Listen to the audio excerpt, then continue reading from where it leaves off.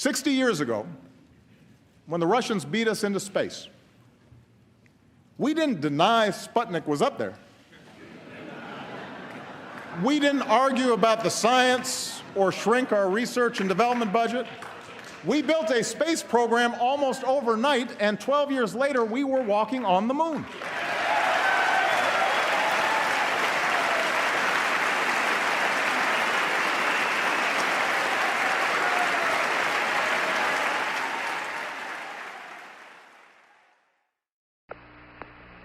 Roger, 11. We've been, I've just been vectored to another monitor, and sure enough, the browns are coming in a lot more distinctly on the IDA4 that we have up on our screen in the control center. Over.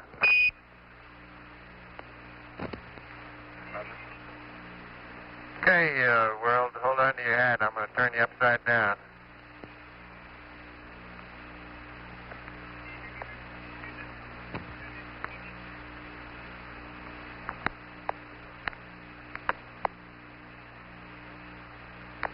Earth, first step foot upon the moon, July 1969. I guess you're about the only person around that doesn't have TV coverage of the scene.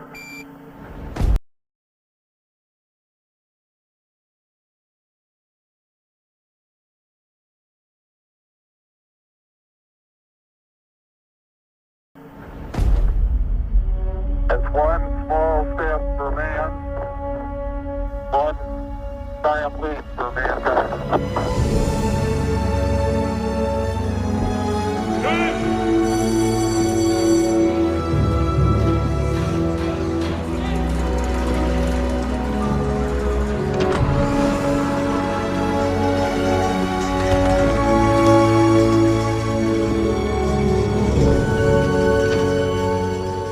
Wait, what? It was a sound stage in New Mexico. That never happened. Let each man say what he deems truth, and let truth itself be commended unto God. God said, "Let the waters under the heaven be gathered together in one place." The dry land appeared. It was so. And God called the dry land what? Earth. Earth. Earth. Now go to verse 14. God said, "Let there be lights in the firmament of the heaven, divide the day from the night. Let them be for signs, seasons, for days and years. And let them be for lights in the firmament of the heaven, to give light to the earth." And it was so, and God made two great lights. All right, what are these lights? The what? Sun and the moon. Did you just read in your Bible that the earth is older than the sun? Yes, you did. Yes, you did. You just read in your Bible that the earth was here before the sun. Right? You certainly did. Now that's a big deal. Now here's what you get into. There's two big words I'm going to throw out here to you. That's what I'm going to give them to you. And I want you to think about it. Geocentric and heliocentric. So what does that mean? It's just a big word. You pay for the education, let the folks know you've been to school. Here's what it means. Geocentric means that the earth is the center of the universe. Heliocentric means that the sun is the center of the universe, known universe, our solar system, and everything revolves around the sun. With a geocentric view, the sun and everything revolves around the earth, and the earth is fixed where it is. Now, here's the thing. My little excursion into this has revealed that most of the people that believe in a geocentric view of the earth also believe that the earth is flat. I'm going to throw some things out there for you this morning. I love debate. If what you believe is real, and you really believe it, and you have a foundation for that belief, you should be able to defend it. I have no respect for somebody who says, "Well, I believe this and that," and you don't have anything to back it up. I'm not saying I believe in a flat earth. No. But there are some interesting points they make. Let me give you one. How many understand if the earth is a ball out here in space, then it has a curvature to it, right? It has a curvature. It's going to have a curvature. You're going to see a curvature. Now, what's going to be more apparent is the higher you get, the more you're going to be able to see the curvature, right?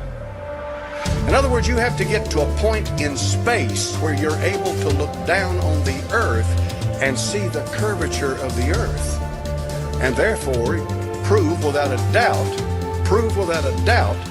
that the earth is round. Now, this gets into the scientific geology or geography or whatever they are, who measure things like this. But did you know that in Lake Michigan, Chicago, Illinois sits on the western bank of Lake Michigan? How many of y'all know that? Chicago, Illinois, it's a good-sized town. At one time, Chicago was the second largest town in America. Chicago, Illinois. It sits right there. It butts right up against Lake Michigan. Right up against it, Lake Michigan. You can go 40 miles across the peninsular part of Michigan. I forget the name of the town over there, and it's in another state.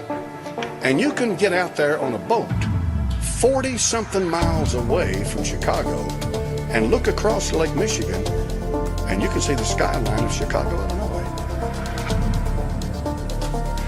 A meteorologist was talking about what he called what is that thing? A mirage. A mirage. The phenomenon of a mirage.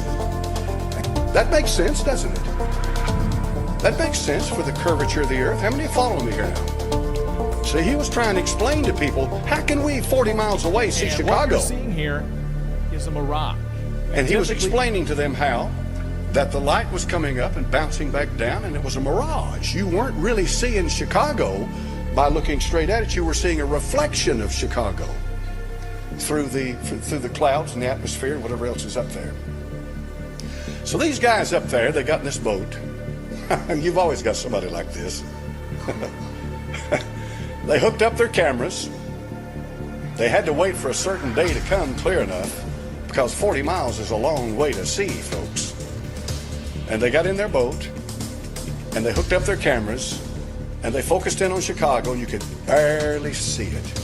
Barely, because of the haze in the distance. But they kept their cameras trained on Chicago, Illinois, and they began to cross Lake Michigan. And do you know something?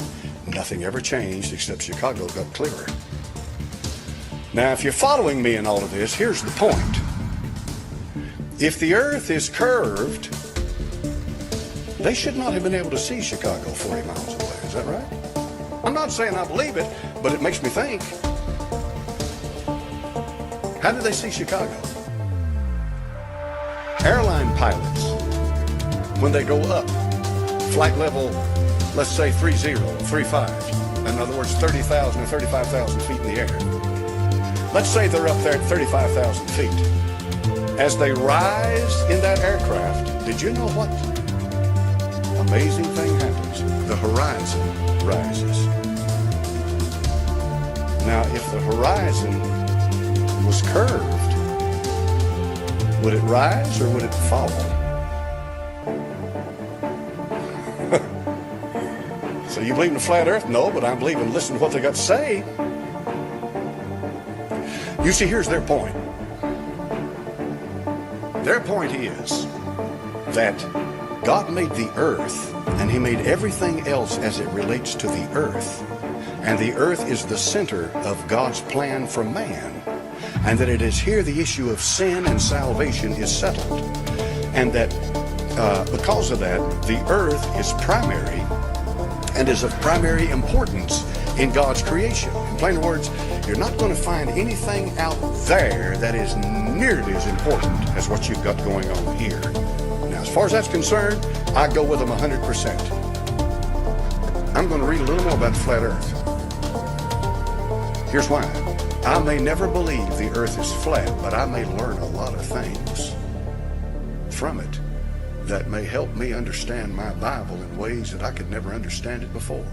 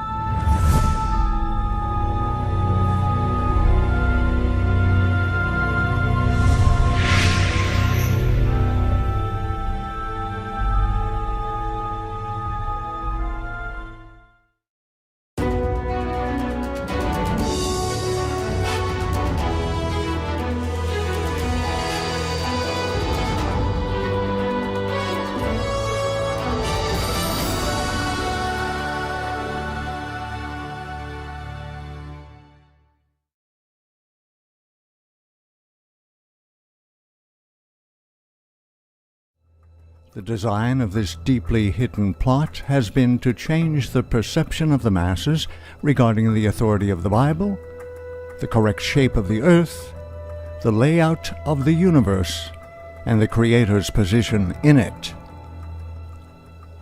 This change in perception has prepared minds for the overwhelming delusion to come upon the world under the first woe, the fifth trumpet, prophesied in Revelation chapter 9. This delusion will be a demonic attack under the pretext of an alien invasion. Reportedly, Vladimir Lenin observed, "A lie told often enough becomes the truth." This quote is discovered within the belief of most. The Earth is a sphere. It spins through space while orbiting the Sun, hurtling thousands of kilometers an hour inside our Milky Way galaxy. So ingrained is this belief, if one speaks of the words flat Earth, listeners snicker. The mental reflex of a flat plane from which a person might fall into an infinite space creates this disrespect. A globe Earth, because unproven, is pseudoscience, yet believed worldwide and passed from generation to generation, and any who question it is mocked and ridiculed. If I say that the world is round and someone else says it's flat, that's worth reporting. But you might also want to report on a bunch of scientific evidence that seems to support the notion that the world is round. We don't have time for a meeting of the Flat Earth Society. They must have been founding members of the Flat Earth Society. They would not have believed that the world was round. Looked around at this flat, beautiful land, and all this sun. I asked the question, how many days of sun do you get a year? 320. That's pretty good. And in case there are any conspiracy theorists out there, how would you prove to us that you're in zero gravity? The humility to, I don't understand. Look, I'm the one who's having humility. I'm saying we should have a debate here. You guys are saying that the debate is How about we just listen to scientists? That's what I'm saying. Listen to scientists. Have the humility to believe people who know things you don't. It's like people like you guys who are saying, no, we can't have a debate on this. The debate is over. At some point, the debate has to be. You're the one should have some humility. Say, wait a minute, there are a lot of people who disagree. Should we still debate whether the Earth is flat? No, I'm asking you. You're saying every debate should go on. That's not how science works. At some point, you reach its consensus and you debate the next issue. The next issue being, how do we deal with climate change? Scientists are wrong all the time. For millennia, well-educated people believed the Earth was flat and placed at the center of the universe, enclosed there with a protective covering. In the early 16th century, Nikolai Copernicus introduced a different model of the universe in which the sun lay at the center and the Earth revolved around it. Copernicus' heliocentric model is taught today, while the earlier geocentric model has been utterly rejected. Less than 100 years later, Galileo was persecuted by the Catholic Church for promoting Copernicus' theory and forced to recant his beliefs and spend the last years of his life under house arrest. Galileo's persecution for promoting heliocentrism is surprising, as the Catholic Church initially supported Copernicus' theories. Copernicus' theory of a heliocentric universe was well known at the upper strata of the Catholic Church in his lifetime. While he preferred his theories published after his death, he ultimately agreed to publish his manuscripts on the persistent appeals of high church officials. Catholics were not first to reject Copernicus' views, for they themselves admit opposition was first raised against the Copernican system by Protestant theologians for biblical reasons. The Catholic Church advanced Copernicus' heliocentric model constantly urging him to spread it abroad, together with other theories that opposed the sacred scriptures. The necessity to change public conception from an accurate belief in a flat, enclosed earth to a false belief grew slowly. With sapient baby steps, the whole world would become amenable to the final delusion of an alien invasion under the first woe. The Catholic hierarchy had the perfect opportunity to lay groundwork for a global deception to culminate in this Earth's final generation. This deception required a globe Earth spinning throughout the vast reaches of space, space inhabited by aliens and other sentient life forms. These contrivances created doubt in the Bible, putting science ahead of Scripture, which advises mankind the earth is enclosed and unmoving.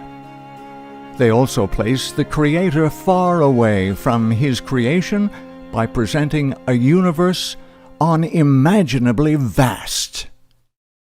In the Table Talk of Martin Luther, the great reformer is quoted as having said, "There is talk of a new astrologer who wants to prove that the earth moves and goes round instead of the sky, the sun, the moon, just as if somebody were moving in a carriage or a ship might hold that he was sitting still and at rest while the earth and the trees walked and moved.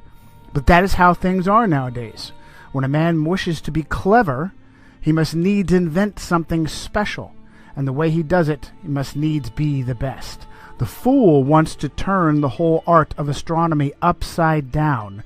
However, as Holy Scripture tells us, so did Joshua bid the sun to stand still, and not the earth." In his lectures on the book of Genesis, Luther said, "We Christians must be different from the philosophers in the way we think about the causes of these things. And if some are beyond our comprehension, like those before us concerning the waters above the heavens, we must believe them and admit our lack of knowledge rather than either wickedly deny them or presumptuously interpret them in conformity with our own understanding." The great reformer Jean Calvin, also known as John Calvin, called Copernicus a dreamer who has a spirit of bitterness and contradiction, reprove everything and prevent the order of nature. "We will see some who are so deranged," Calvin said, "not only in religion, but who in all things reveal their monstrous nature, that they will say that the sun does not move, and that it is the earth which shifts and turns. When we see such minds, we must indeed confess that the devil possesses them, and that God sets them before us as mirrors in order to keep us in his fear. So it is with all who argue out of pure malice, and that happily make a show of their imprudence. When they are told this is hot, they will reply, no, it is plainly cold. When they are shown an object is black, they will say, no, it is white, and vice versa. Just like the man who said that the snow is black, for although it is perceived and known all to be white, yet he clearly wished to contradict the fact. And so it is that they are madmen who try to change the natural order, and even to dazzle eyes and benumb the senses. With the biblical geocentric model rejected, a new explanation was required. A globe Earth, its orbit of the sun for millions of miles every year, illimitable realms of space with billions of galaxies, each composed of billions of stars with worlds innumerable. All this became necessary to explain the new heliocentric model of the universe, and mankind, over a short time, lost his divine significance. Thereafter was created an environment within which the writings of Charles Darwin found a receptive audience. Once science showed the Bible wrong, the disparager then diverged from her religious guise altogether. Anything suddenly became possible.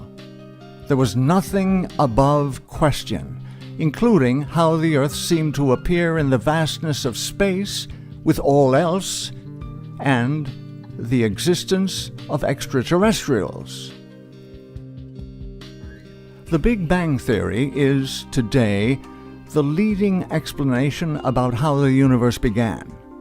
At its simplest, it talks about the universe as we know it, starting with a small singularity, then inflating over the next 13.8 billion years to the cosmos that we know today. Priest Andrew Pinsent holds advanced degrees in theology from the Pontifical Gregorian University in Rome, as well as a doctorate in particle physics from Oxford. In January 2015, he wrote, "Being both a priest and a former particle physicist at CERN, I am often asked to give talks on faith and science. Quite often, young people ask me the following question: how can you be a priest and believe in the Big Bang?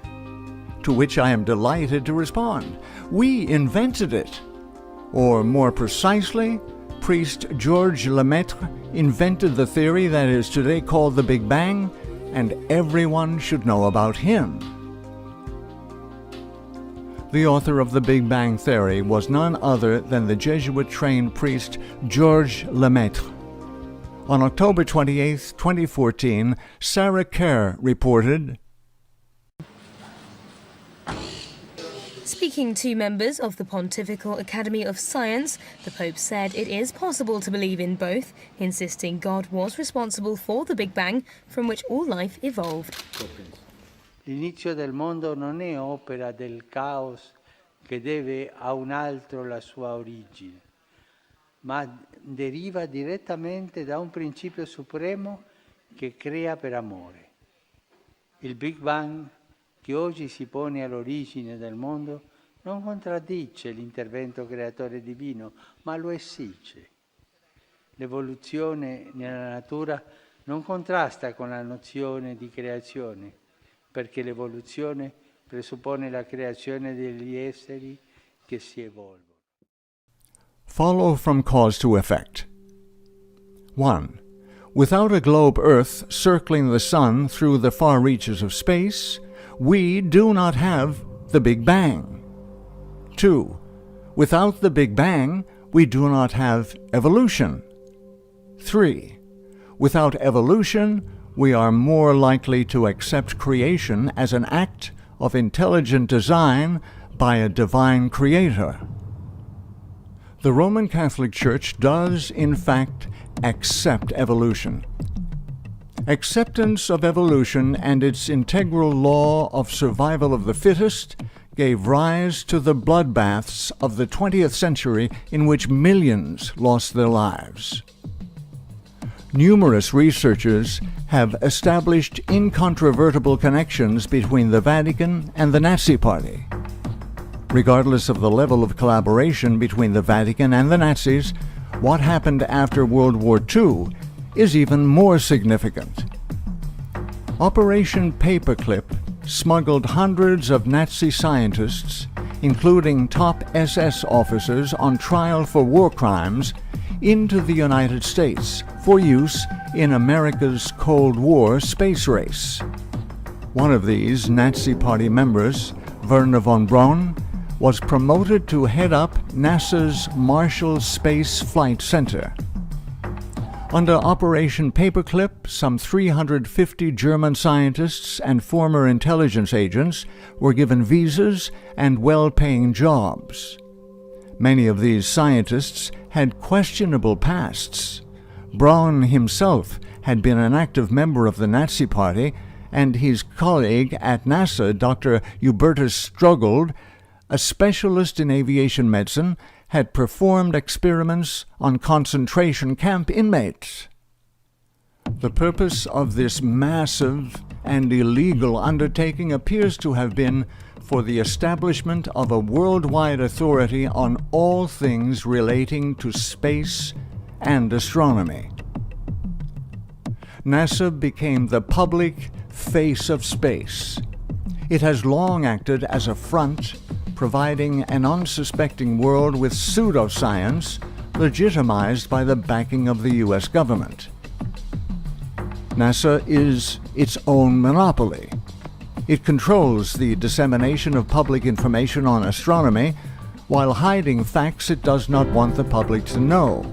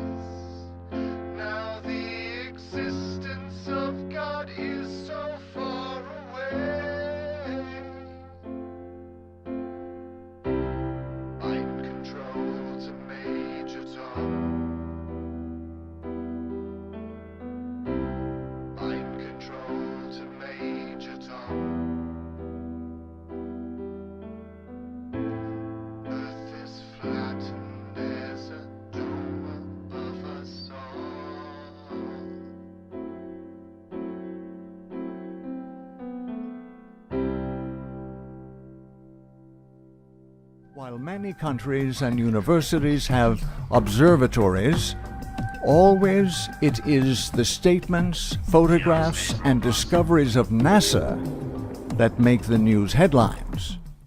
Do aliens even exist, and how would we know? Well, the Kepler satellite currently orbiting in outer space has identified about 50 planets that seem very much Earth-like. In fact, every week we discover another Jupiter-sized planet in outer space. With NASA in charge of the flow of astronomical information to the public, it appears the Vatican has remained a central player in the truly accurate astronomy not being released to the public. For hundreds of years, the Vatican has owned more telescopes and observatories than any organization, private university, or government. NASA and the Vatican jointly own Lucifer, the world's largest binocular telescope. According to the official Vatican website, the Vatican Observatory is one of the oldest astronomical institutes in the world. And yet, where are the photographs? Where are the news releases of the latest discoveries? Precisely what have the Jesuit astronomers been doing for the last 500 years? Only they know. NASA's public release of information promoting the idea of an expanding, thus ever larger universe of incomprehensible size has led to the supposition there must be alien life on other planets. After all, if the Big Bang produced life on Earth, why couldn't intelligent life have evolved elsewhere? And we've been hearing a lot lately about dozens of other habitable planets being discovered. And today, NASA is hosting a discussion panel about these habitable planets that are just a short, 10, 20 or so light years away from us. So RT correspondent Megan Lopez joined us earlier from NASA, and I first asked her if we were close to finding another life form in our solar system.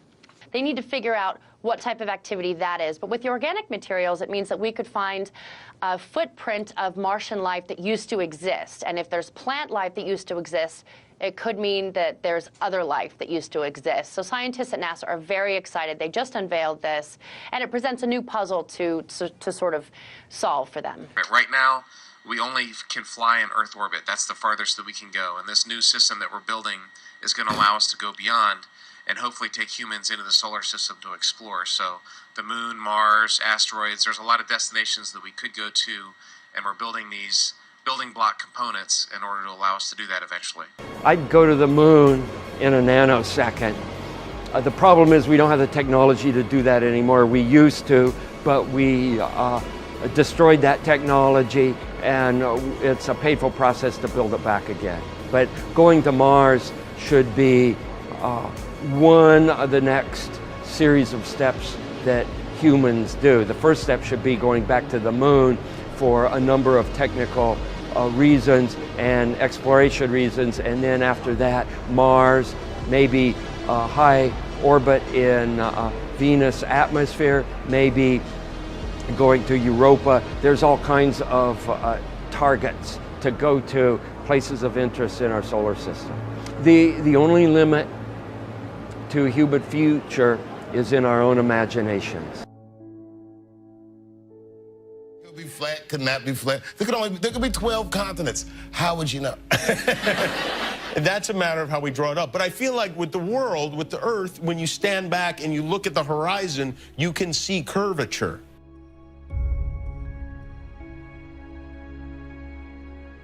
You can actually see it, unlike a dinosaur or something. Yeah, or if you fly in one direction, you'll come back around, which in a flat world probably would not happen. That is true. That is true. But these guys don't go around. They go to Cleveland, and then they go to... With me now, Bill Nye, CEO of the Planetary Society, and of course, the science guy. Good to have you, Bill. Good to see you, Craig. Todd Aiken says believing in evolution requires faith. Paul Brown says it's a lie from the pit of hell. It lies straight from the pit of hell. What goes through your mind when you hear things like that? Well, first of all, I, as a science educator, have failed.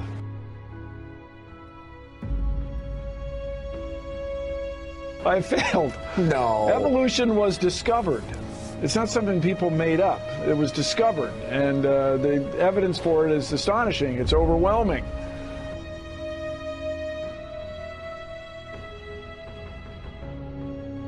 Now, one thing I really want your generation to embrace is that the Earth is a closed system. We cannot leave the Earth. There's no place to go. There's no place to throw your trash.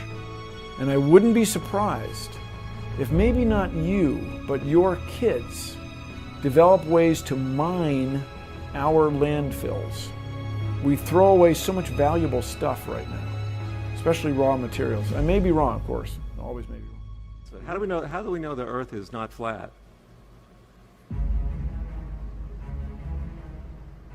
We don't. It's flat. Okay. Glad we established that. No, here it is. Here it is. If you are small, as we are as humans, and that is the entirety of your, and that is the source of your understanding of the world in which you live, then of course the world looks flat. That's not any different from being a child watching television and presuming that the people you see on TV know you. They don't know me. Well, if you're a little child, you think they do know you because you are the center of your own universe. And to mature out of that is very hard, not only when we grow up as humans, but also as we grow up as a civilization. To realize that the Earth is not flat and that it's round means you're not in the center of the Earth. Some of the earliest civilizations we have records of were in the Middle East, okay? And that whole area is called the Mediterranean. Well, Mediterranean translates to Middle Earth. The people lived there were sure they were in the middle of the Earth. That can only be true if you think Earth is flat.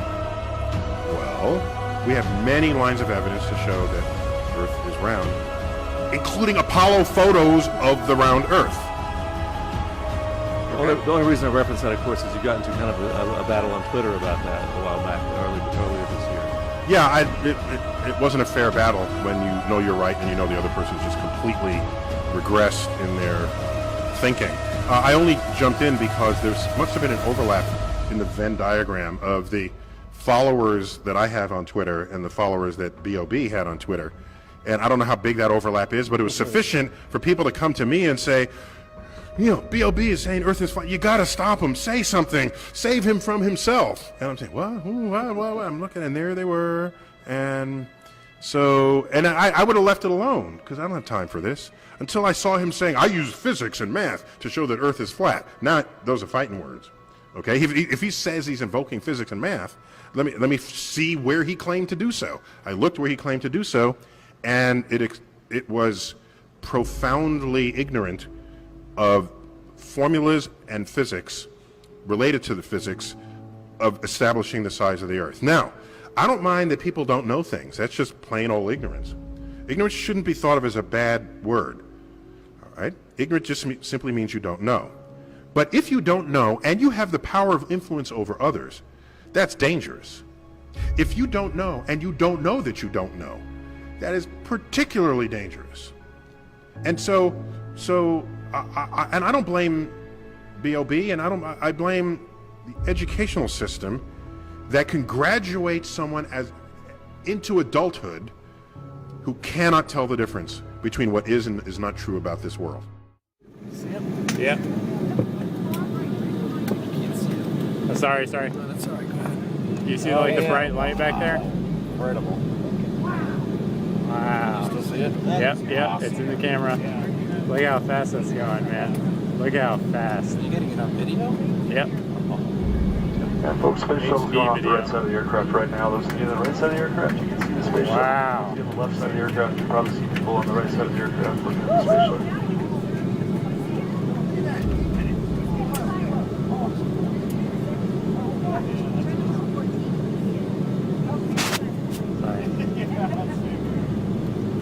Plane's gonna tip over. Everybody's leaning on the right side.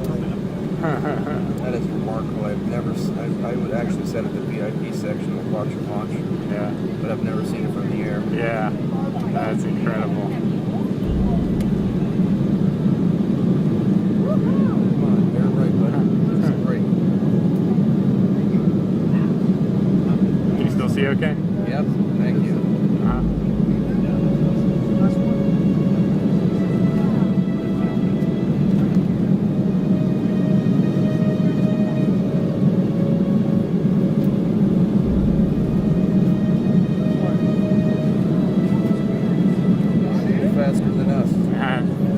But listen, we don't want to have anybody complain because we were late. See, y'all got to see that. Then you can complain because we were late. Got it? All right. Drinks are in the house, too.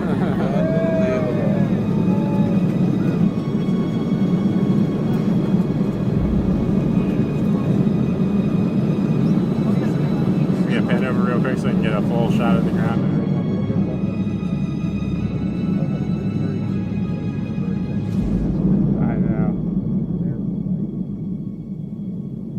I think that's good. What do you think? Oh yeah, I'm still in awe. Watch the trajectory of the space shuttle. It doesn't go straight up. It always goes in a curve and out to sea.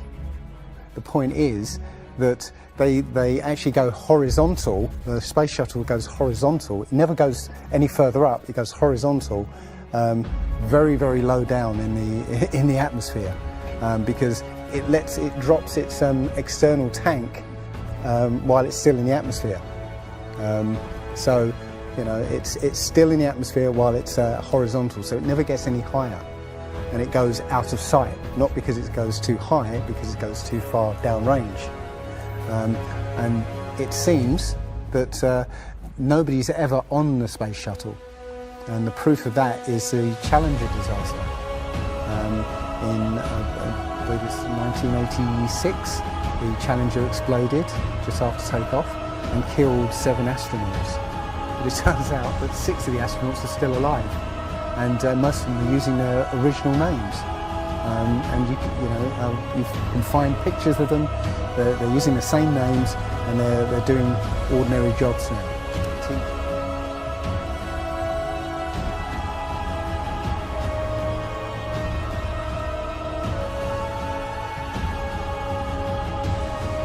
Now, one thing I really want your generation to embrace is that the Earth is a closed system. We cannot leave the Earth. There's no place to go. So where's the edge?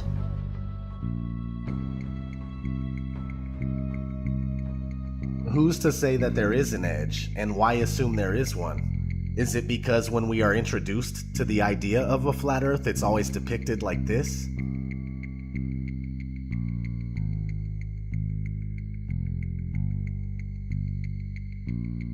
In the currently most accepted model, Antarctica is not a continent, but a 360-degree landmass made up of ice that holds the oceans within.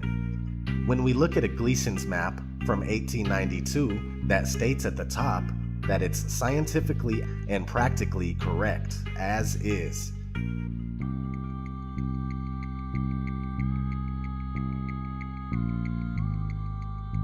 We see this Antarctic ice rim.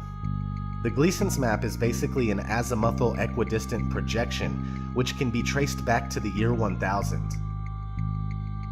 The AE map is also an official map of the United States Geological Survey, the USGS, and the official logo for the United Nations. The oldest known globe in the world is from 1492. This is something you need to keep in mind because many people argue that the azimuthal equidistant map is just a flattened out version of the globe, when in fact the globe is just a rounded version of this true world flat map. If the flat map came first and it has the ability to convert into a globe without any problems whatsoever, then that should tell you a little bit about how this globe deception was achieved. Now, back to if there is an edge or not.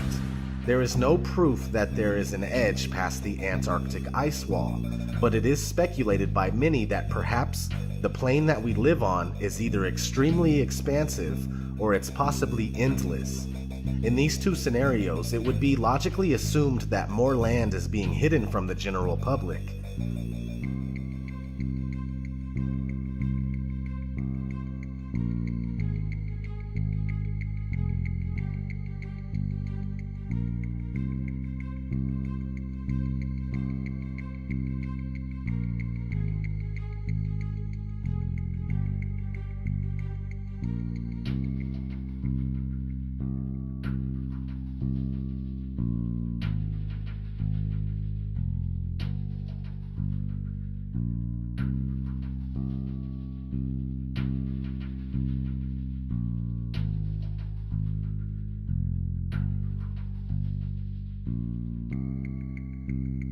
In a 1954 interview with Admiral Richard E. Byrd, an American naval officer who specialized in exploration, he had this to say.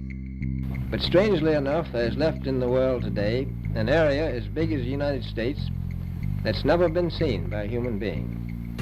And that's beyond the pole on the other side of the South Pole from Middle America. And I think it's quite astonishing that there should be an area as big as that unexplored. Implying that there is more land past Antarctica. If that uninhabited land was on a globe, it would be in the Indian Ocean. A recent discovery of an old Buddhist map in a newspaper from 1907 seems to support the idea of a vast plain with much more land.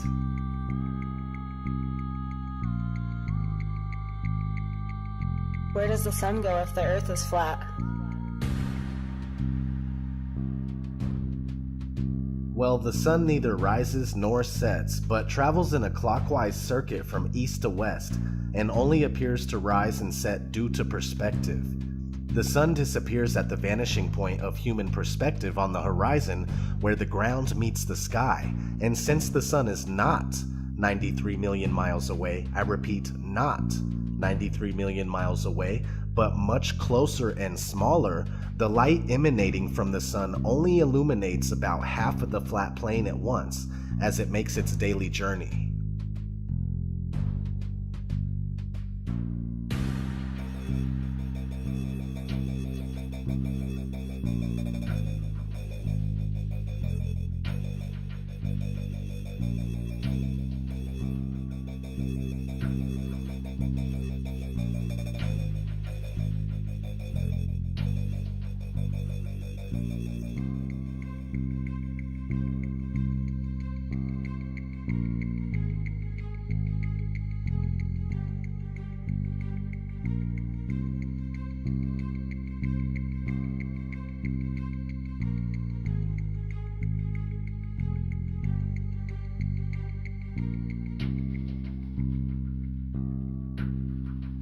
What's underneath the flat Earth?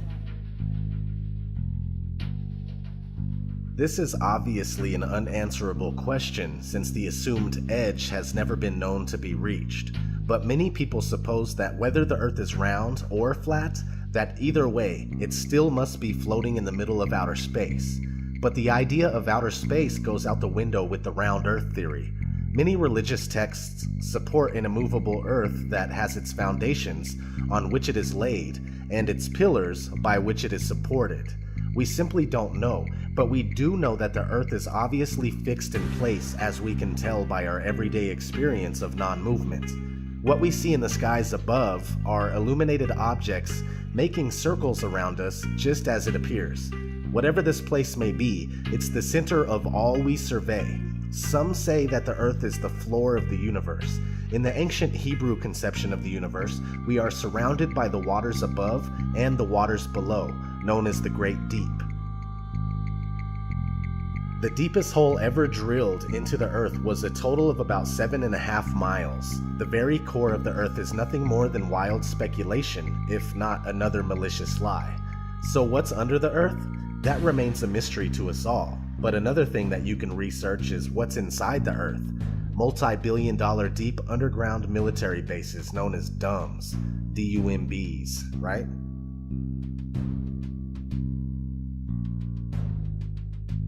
What about ships and boats disappearing over the horizon? This is also due to human perspective. They don't go over the horizon, they go into the horizon, moving beyond the limit of our vision and past the vanishing point.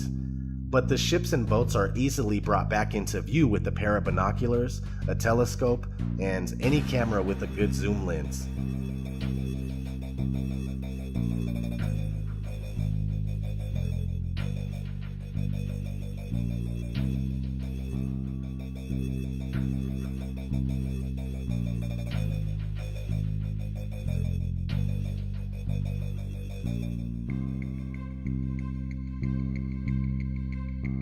A great question to ask yourself is why can't we see noticeable curvature from 120,000 feet up? but many people claim that the supposed curvature can be seen from the ground by watching boats. It doesn't make sense.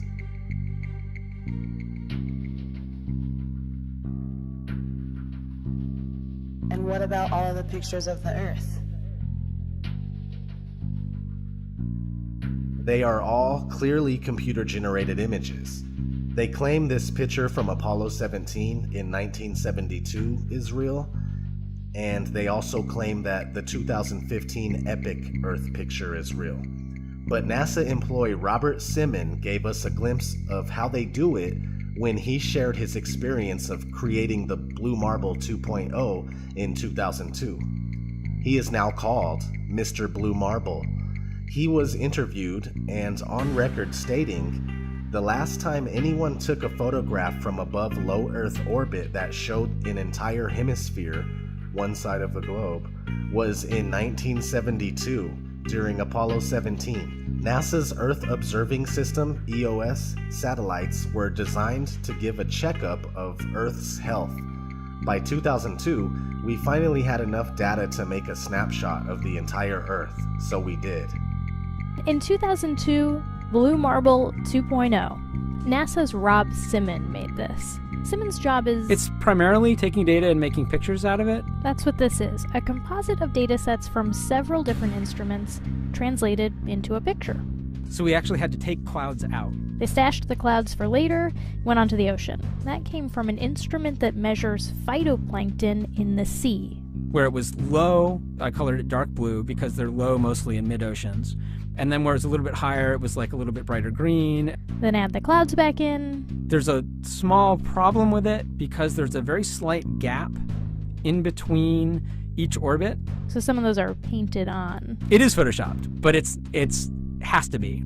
Then there was another layer to sort of simulate the atmosphere. And then there's this little bright spot. It's called the specular highlight. So it's the reflection of sunlight off of water. Those are the pieces, but you can't just slap them all together. It just didn't look realistic. It looks kind of flat, or the clouds are sort of too see-through. So I just take Command Z a lot. There's artistry to creating the world. What I imagine it to be. Unfortunately, I'm not an astronaut. I've never been to space. But I've looked at these images over and over again, trying to sort of get the essence of it. It is photoshopped, but it's has to be. It is photoshopped, but it's has to be. It is photoshopped, but it's has to be.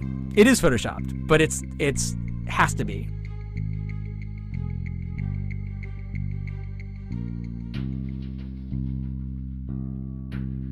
Why are all the other planets round then?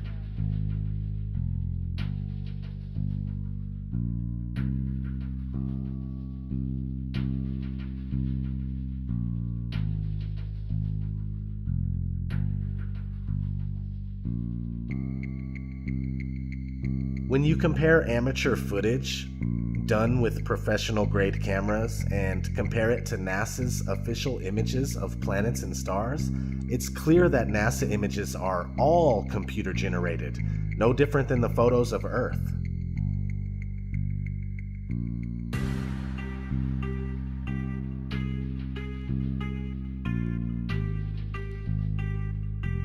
What have become known as planets are round lights that seem to be set over the flat Earth. The so-called planets and stars are not what we have been told they are, and comparing luminous objects that you see in the sky to the Earth under your feet is very ineffective for actually proving the supposed rotundity of the Earth. Since there are no actual photographs of the Earth and motion has never been experienced or proven, it would seem more logical for one to assume that we are on a flat, motionless plane and everything we see in the heavens revolves around us. What about satellites and GPS? As crazy as it may sound, satellites are a hoax. Have you ever wondered why there are never any damaged or fallen satellites? And why there are no satellite malfunctions due to constant heating and cooling? It's weird they don't melt in the thermosphere that's over 2,000 degrees. I find myself looking at the moon and wondering why we never see satellites pass by the moon. Did you know there are thousands of miles of fiber optic cables under the seabed that supplies 90% of the Earth's communication, internet, phones, etc.? And GPS works off of cell phone towers. It's called triangulation. Haven't you seen those really tall towers and wondered what they are? Satellite TV is just enhanced radio using ground-based towers. It's all ground-based, just like the old TV antenna. Science fiction author Arthur C. Clarke proposed the idea of geostationary satellites in 1945 in a magazine called Wireless World. And 20 years later, in 1965, they claim to have successfully launched the first commercial geostationary communication satellite. Today, there are said to be thousands, but the odd thing is that trying to prove it only leaves you fruitless. Is outer space even real?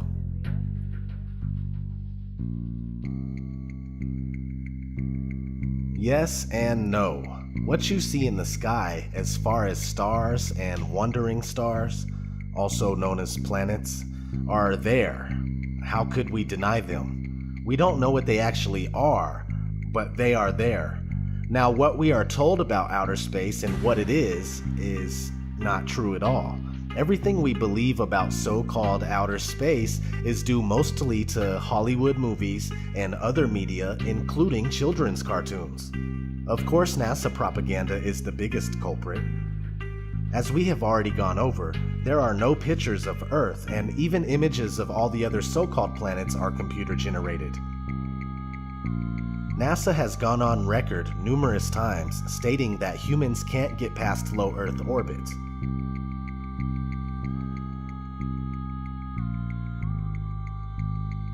NASA's next spacecraft, already being built and tested across America, will do those things and more. This is the spacecraft that's going to take humans to explore the solar system. It's the next big step for NASA in exploration. And Multi-Purpose Crew Vehicle, or MPCV, this next generation spacecraft will enable America to explore beyond low Earth orbit. As we get further away from Earth, we'll pass through the Van Allen belts, an area of dangerous radiation. But Orion has protection. Shielding will be put to the test as the vehicle cuts through the waves of radiation. Sensors aboard will record radiation levels for scientists to study. We must solve these challenges before we send people through this region of space.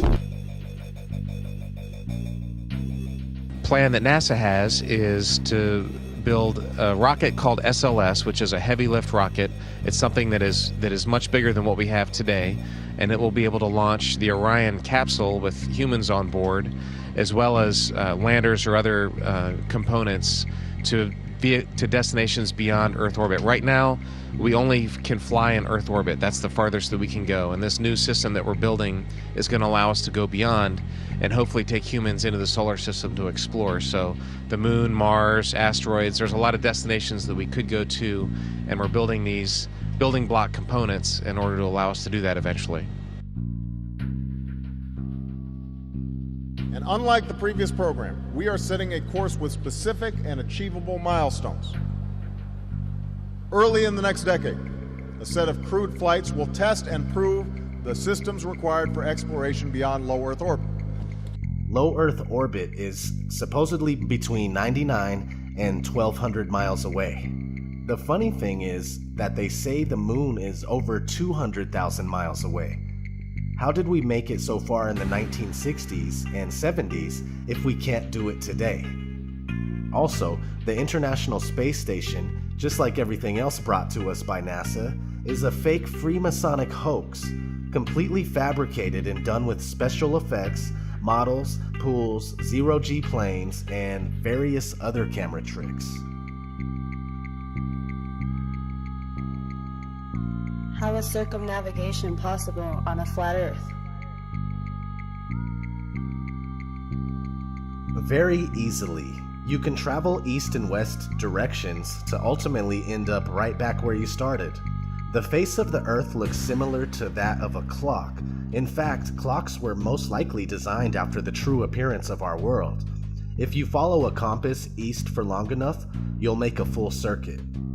Same thing if you travel west long enough.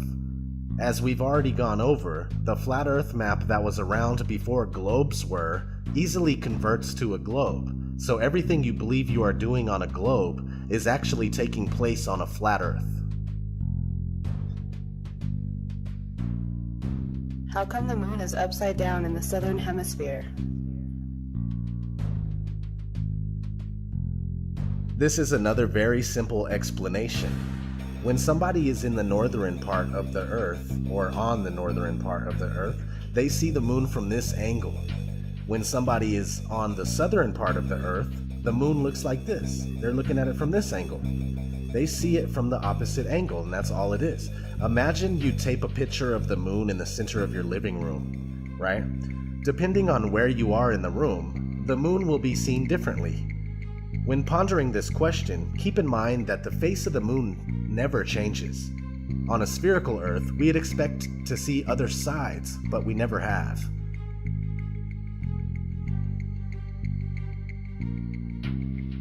What about the seasons?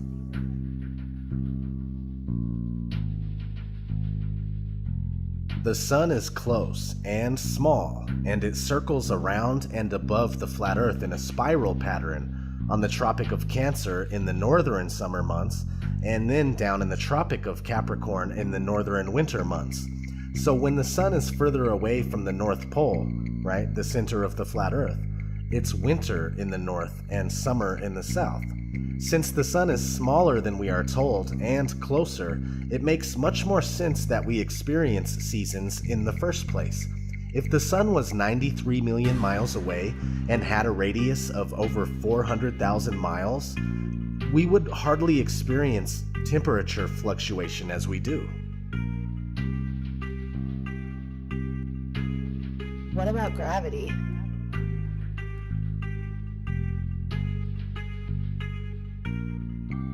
Gravity is necessary in order for a spinning ball Earth to work. People readily believe that you can't fall off of a spinning ball that's darting through outer space at speeds that you can't even comprehend, yet they will deny how much easier it is to stay on a flat surface that doesn't move. Gravity is a scapegoat for all that cannot be explained, and it has never been proven. The reason why things fall or float is because of density and buoyancy. If something is heavier than air, it falls. If it's lighter than air, it floats. Very straightforward. Your phone is denser than the air, therefore it falls when you drop it. Everything works because of density. No need to factor in imaginary components. Quote, "The law of gravitation is said by the advocates of the Newtonian system of astronomy to be the greatest discovery of science and the foundation of the whole of modern astronomy. If, therefore, it can be shown that gravitation is a pure assumption and an imagination of the mind only, that it has no existence outside of the brains of its expounders and advocates, the whole of the hypotheses of this modern so-called science fall to the ground as flat as the surface of the ocean. And this most exact of all sciences, this wonderful feat of the intellect, becomes at once the most ridiculous superstition and the most gigantic imposture to which ignorance and credulity could ever be exposed." Thomas Winship, Zetetic Cosmogony. What about the Coriolis effect?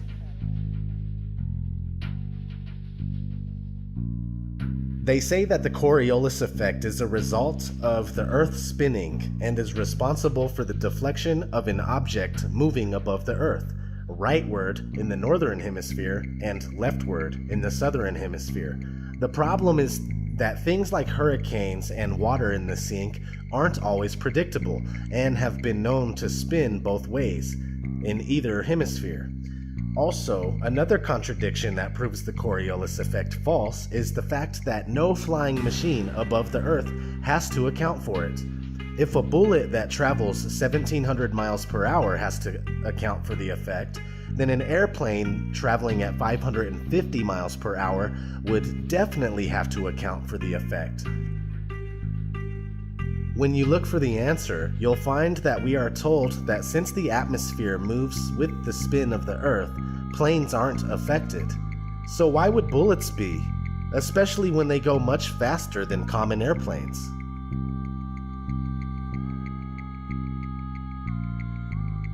Why can't I see infinitely far? This is for the people that wonder why they can't see certain things that they believe they should be able to see if the Earth was flat. I've been asked on numerous occasions, why can't I see Mount Everest from anywhere on Earth? I've also been asked, why can't I see Spain from the east coast of America? Well, besides dirt, dust, dew, rain, fog, smog, smoke, clouds, mist, haze, snow, etc., your vision is limited by the vanishing point of your perception. Check your weather app on your phone and notice the visibility in your area.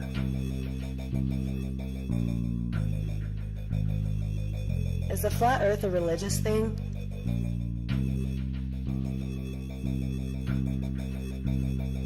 Yes and no. I say this because I myself am not religious. I'd rather not have faith in something, but know the facts to the best of my ability.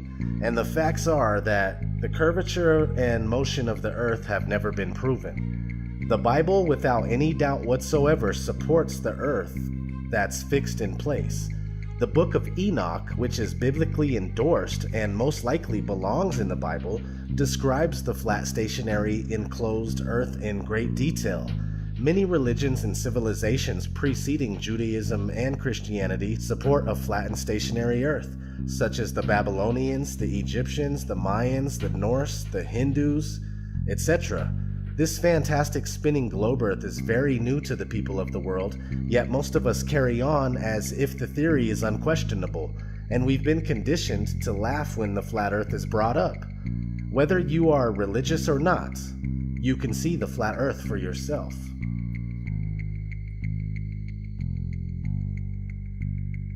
Is the Flat Earth Society behind the resurgence of the flat earth? No, the Flat Earth Society is designed as a containment unit. Gatekeepers that tell the truth about some stuff, but then lie about other things in order to make it appear ridiculous or steer you in the wrong direction. For instance, this is what FES has to say about gravity. In the Flat Earth model, gravity, rather than being a force, is the upward acceleration of the flat Earth. The Earth always accelerates upward at 1g, which is equivalent to the gravitational acceleration in the round Earth model. Like the force of gravity, the Earth's acceleration causes several commonly observed phenomena in our daily lives. If that isn't the biggest turnoff, I don't know what is. The flat Earth argument has never died. It only died down. Real flat earthers have always been among us, but it wasn't until late 2014, early 2015, when Eric Dubé started making a lot of noise about the flat earth conspiracy and got people like myself on board. It took me 10 months of research before finally accepting the truth about where we live. Thanks to the many great flat earth researchers, content creators, and activists since then, more and more people are waking up to the massive deception every day.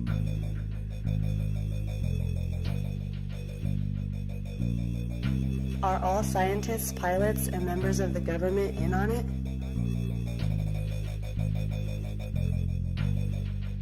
No, most scientists, pilots, and members of the government have been indoctrinated just as the rest of us have. When they work at their everyday job, they go about it as if the Earth is most certainly spherical. If indeed some of these people did know the Earth is flat, they most likely wouldn't even speak out about it in fear of losing their job or ruining their reputation. The average scientist goes about everything they do with the spherical Earth already factored in. For mainstream science, questioning our current model is a huge no-no. For pilots, computers do most of their work, not to take away from what they do because I personally appreciate it, and also pilots often switch out at stops, making it difficult to understand the real layout of Earth's land masses. As far as government members and politicians go, besides high-ranking officials at NASA, which isn't government at all, it's safe to assume that they are not in the know and they are not knowingly perpetrating this lie. Very few people compared to the population of the world are enlightened to the flat Earth.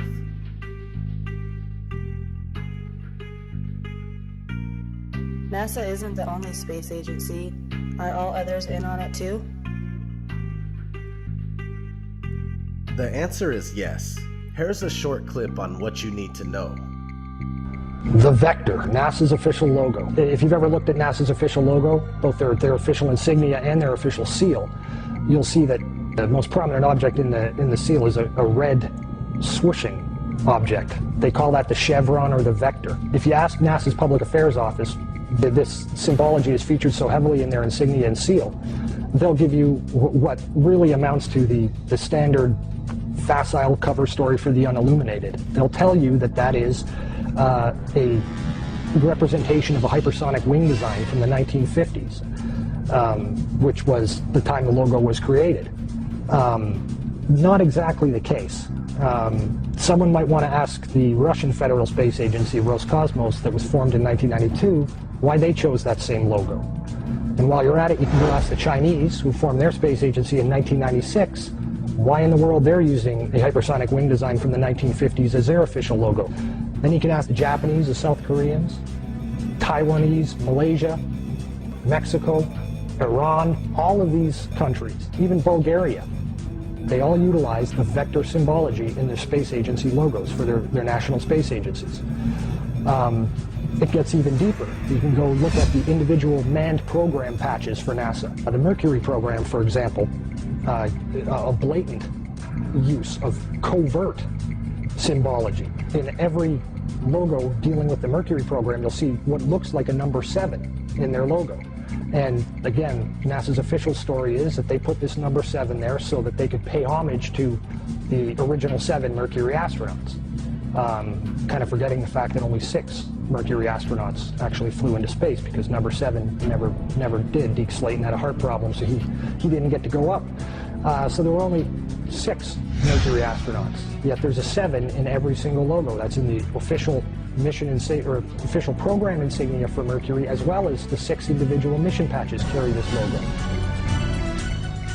And it carries on to the Space Shuttle program.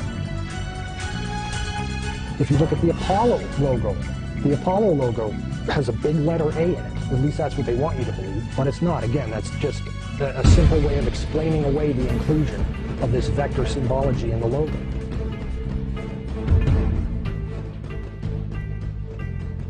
If you go to the Space Shuttle program, the original Space Shuttle STS program patch is a triangular patch that, again, hides the use of the chevronic vector symbology. And that also goes for many of the STS-specific mission patches. Every single one of the International Space Station expedition patches carry the vector symbology. The Russian Mir space station used the vector symbology. That was their official logo. You can even go deeper and look at military-industrial complex companies. Look at the logo on a company like Lockheed Martin, 2 vectors. The X Prize logo, Ames Research Labs, U.S. Space Command. When you get into the military realm, the United States Space Command, their official logo is the vector symbol. And when you look at the military's individual space-specific programs, all of them deal with vector symbology in their official insignias. And the question really becomes, who or what are these people paying homage to? Let's look at NASA's Earthrise. Now let's look at JAXA's Earthrise. Do you believe this is real?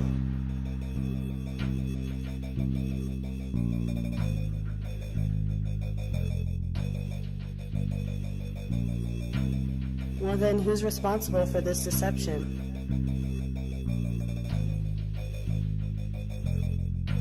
You will find that the Jesuits and the Vatican have been intimately involved in all things space, including owning the earliest telescopes and, to this day, the largest owners of observatories and telescopes in the world. The Society of Jesuits have been actively spreading the heliocentric theory for 500 years, while trying to bury thousands of years of flat Earth cosmology.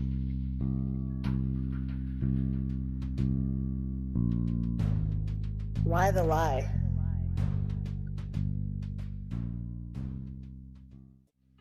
Their desire is to convince us that we are only one of a septillion other planets flying through infinite space. A septillion? Where do they get these numbers? A septillion has 24 zeros. They want us to think that we are nothing more than a cosmic accident caused by a big bang that took place 14 billion years ago. Again, where do they get these numbers? How one could draw that conclusion is unknown. They want us not to understand our origin and go on believing that life is meaningless. They want us to believe that alien life is real and that they created us. Look no further than ancient aliens for the propaganda. Not to mention countless shows and movies they program us with.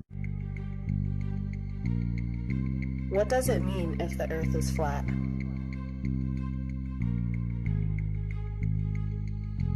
It means that the origin of man is deliberately being covered up from us. Man, woman, child, you are being deceived on a massive scale. Flat Earth, enclosed flat Earth, expansive plane flat Earth, or even infinite plane flat Earth with an infinite ceiling barrier, or possibly another plane of existence above us and below us. It means that this place was created, that you were designed, you were crafted, you are special and with purpose. A purpose being hidden from you on purpose. We are supposed to know our world and our reason for being. We've been swallowed whole by this economic fiat money system that controls absolutely everything and fuels this manufactured reality. Most of us know that we are slaves, and it's no wonder we desire to escape through movies, TV shows, and video games that happen to also further our programming and mental conditioning. We were never meant to live like this, and knowledge of our flat Earth is a step in the right direction. It's something that can't be taken from us. It's the fuel that we need to let these bastards know that we won't go down in ignorance. We will not willingly accept their one world authority that wants to rule over all mind and all matter. Embrace this flat world of ours and free your mind from the globalist mind control. It's time that we stand up for ourselves and our beautiful Earth. All I want to know is, who's coming with me?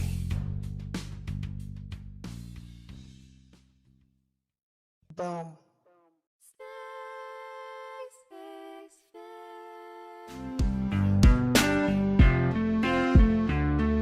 Space may be the final frontier, but it's made in a Hollywood basement. In the beginning, God created the heaven and the earth. And the earth was without form and void, and darkness was upon the face of the deep.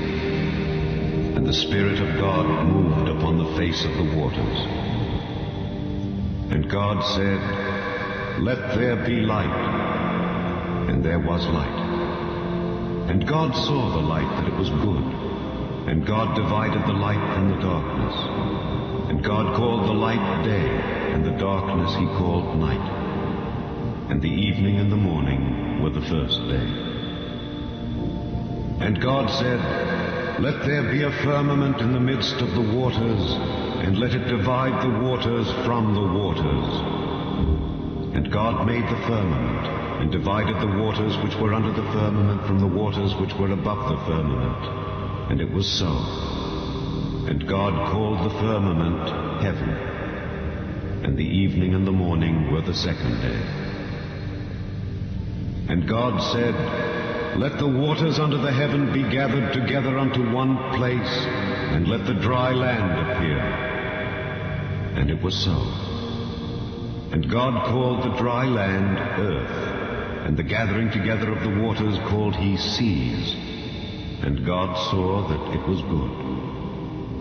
And God said, "Let the earth bring forth grass, the herb yielding seed, and the fruit tree yielding fruit after his kind, whose seed is in itself upon the earth. And it was so. And the earth brought forth grass, and herb yielding seed after his kind, and the tree yielding fruit, whose seed was in itself after his kind. And God saw that it was good. And the evening and the morning were the third day.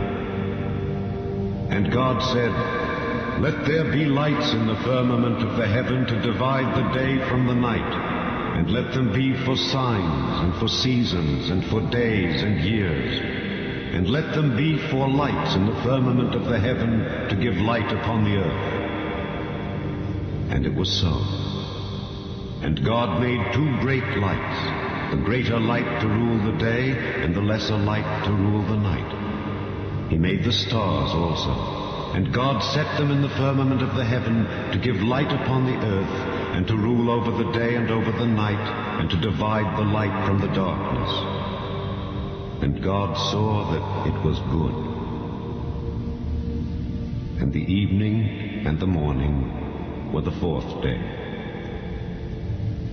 And God said, Let the waters bring forth abundantly the moving creature that hath life, and fowl that may fly above the earth in the open firmament of heaven. How it will change your life, first of all, when you understand it, is dramatic, to say the least. Will it change you from having to go to your job every day and the things that you typically do every day? No. But when this knowledge becomes more mainstream and these agencies are starting to be held accountable, and you understand that they're all participating in this, not just the United States government, not just NASA, but China, Russia, India. Why would they do this? Why are they trying to hide the fact that we are on an infinite plane or on a flat earth rather than a ball? Well, the answer to that, there's a lot of answers to that, but in my personal opinion, if you isolate people into the idea that they're on a blue marble that's in the middle of a universe that is really insignificant, and there's thousands or millions and billions of other worlds and possibly other civilizations, that makes most people think that we are insignificant and that we did actually come about as some sort of an accident. Now, when people believe that, their minds are much more malleable into being given the idea that there is no God, there is no creator, that all of this is just some sort of random happenstance. And because of that, that also gives the controllers this fertile soil to build other deceptions on. And it's all about control. Remember, it's not about money. Money is irrelevant. They print the money. Money is just something that you and I agree has value, but it really is just pieces of paper, right? These people are printing the money. They can print money all day long if they want to, and they do. So it's not about that. And it's not just about power either. It's about total control, mental, physical, spiritual, every way, shape, and form possible. And to wrap your head around this type of deception, whether you're religious or not, if you're religious, then you understand that this is Satan's plan all along. If you're not religious, then you need to understand that people are power hungry and they will do anything to gain and maintain this type of control. So I've kind of ranted on this a lot. So John and Jaron, if you would add into this for my relative and kind of elaborate on what I've said. I would just add that a lot of people don't realize it, but really the fundamental cornerstone of nihilism, and really nihilism is sort of the most profound version of atheism. Really, atheism is probably the most popular quote-unquote religion, at least in America and probably worldwide. There's more atheists at heart because of one simple fact, and that is this whole Copernican principle, or this Big Bang Theory universe where the entire planet and even the galaxy are like a mere speck of dust and completely insignificant in the grand scheme of things. So from that perspective, if the Earth itself is just nothing special in the grand scheme of things, then how could anything that we do in our lives be of remote consequence whatsoever? And so this whole mindset, again, is sort of the founding cornerstone of atheism and ultimately nihilism. However, when people realize that the Big Bang is a load of theoretical bollocks, then it really changes this entire foundation of the world's perspective of this ultimately nihilist viewpoint. And so even if you don't consider yourself religious, that's probably because you've been affected by this culture that is ultimately nihilist.